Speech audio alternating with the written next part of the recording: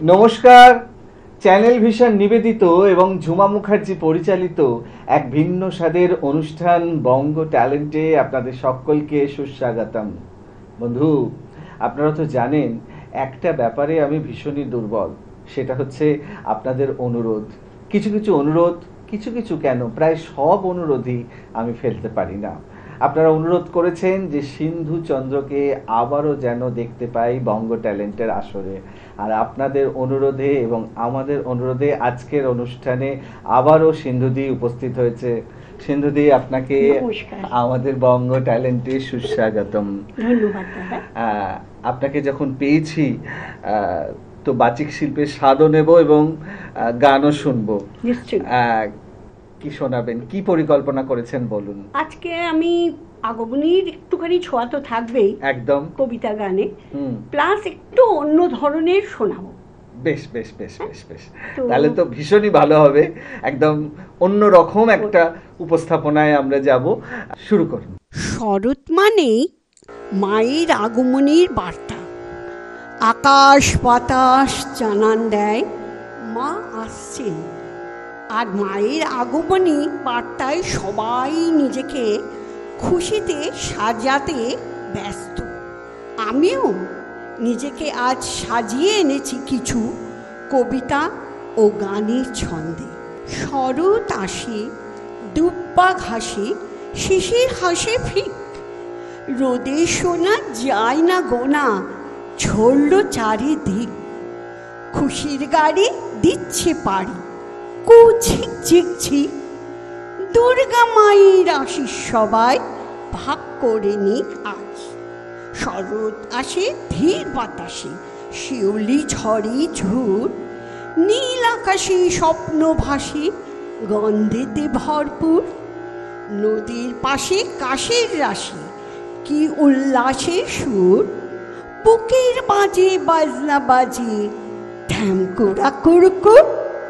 শরৎ আলোর কমল বনে বাহির হয়ে বিহার করে, যে ছিল মোর মনে মনে।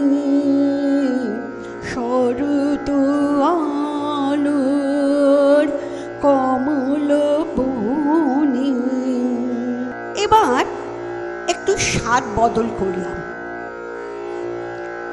নেলসন ম্যান্ডেলা হাতে খাবারের প্লেট নিয়ে যার পাশে এসে বসলেন তিনি একজন ফর্সা টুকটুকে সাহেব, নাম পিটার। তিনি কালোদের মানুষ মনে করতেন না।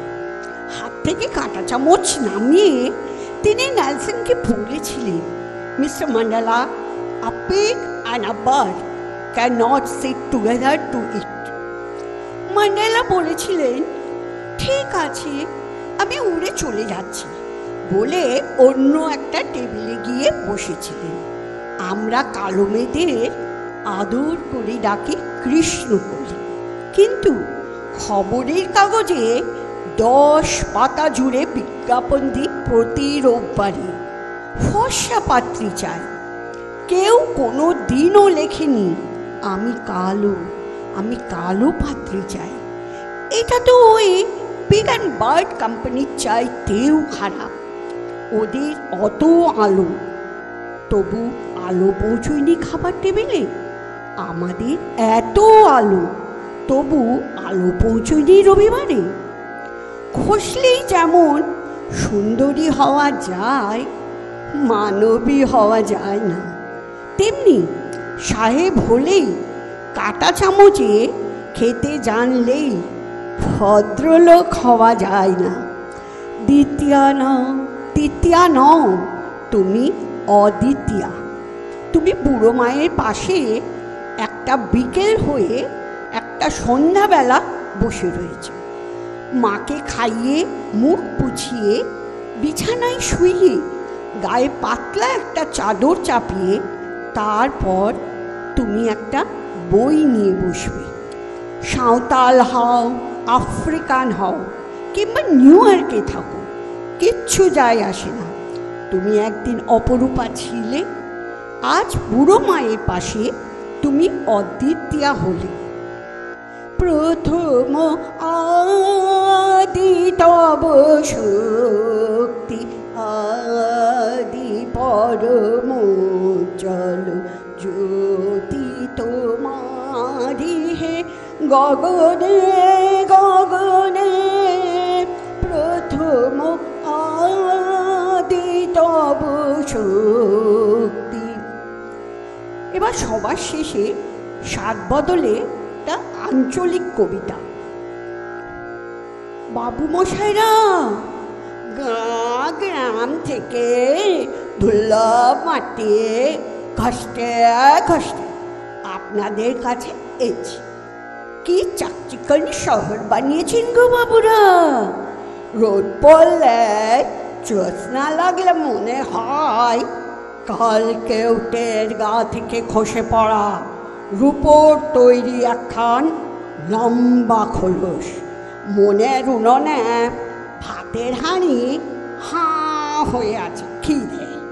চাল ডাল তরি তরকারি শাক পাতা কিচ্ছু নেই, কিন্তু জল ফুটছে টক বগিয়ে। বাবু মশাইরা, লোকে বলেছিল ভালুকের নাচটা খাইলে আপনারা নাকি পয়সা দেন। যখন যেমন বললেন নেচে নেচে হাত, পয়সা দিবেননি।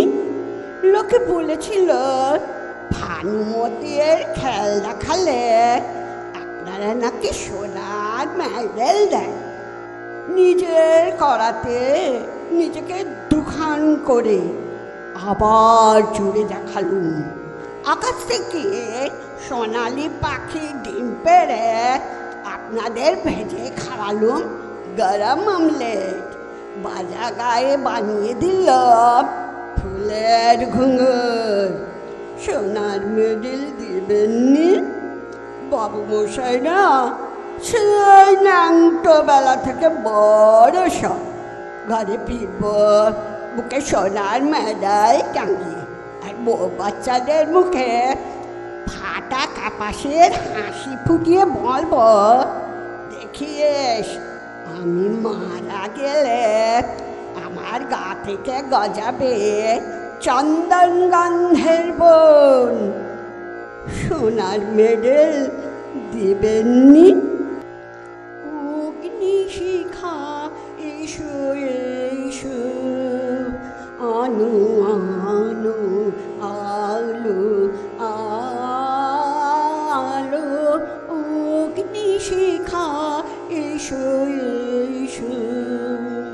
আরে বাপরে বাপ, অসাধারণ উপস্থাপনা। মানে সত্যি, মানে সিন্ধুদি মানে একটু অন্যরকম কিছু, তাই না? আমি চেষ্টা করি একদম, কারণ অন্যরকম করার চেষ্টা করি। হ্যাঁ, কারণ এই যে কবিতাগুলোকে খুঁজে খুঁজে বার করা, তার সাথে সিনক্রোনাইজেশন করা, কার পরে কোনটা হবে, তার সাথে কি গান হবে বা গানের কোন কথাটা যাবে, এটার জন্য তো অনেকটা শ্রম লাগে, অনেকটা লেবার দিতে হয়। প্র্যাকটিস তো আছেই, সেটা আর আলাদা করে বলার কিছু নেই। অনবদ্য দিদি, মানে সত্যি উপভোগ্য। মানে এতক্ষণ ধরে আমরা যেটা শুনলাম সত্যি উপভোগ করলাম। অসংখ্য ধন্যবাদ আপনাকে। সময় একদম শেষ, বিদায় নেওয়ার পালা। সত্যি দর্শক বন্ধু, আপনারাও কিন্তু আমার সাথে একমত হবেন। আজকে সিন্ধুদিকে পেয়ে আমাদের অনুষ্ঠান কবিতায় গানে একদম অন্যরকম একটা মাত্রা পেল, অন্যরকম স্বাদ আমরা পেলাম। সময় একদম শেষ, বিদায় নিতেই হবে।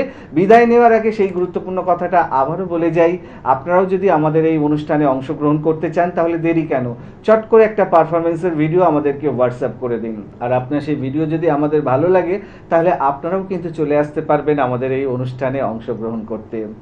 আমাদের হোয়াটসঅ্যাপ নাম্বার 9804272808। তাহলে দর্শক বন্ধু, আজকের মতো বিদায়। আবারও দেখা হবে আগামীকাল ঠিক এই সময়ে। ততক্ষণ পর্যন্ত বিদায় বন্ধু।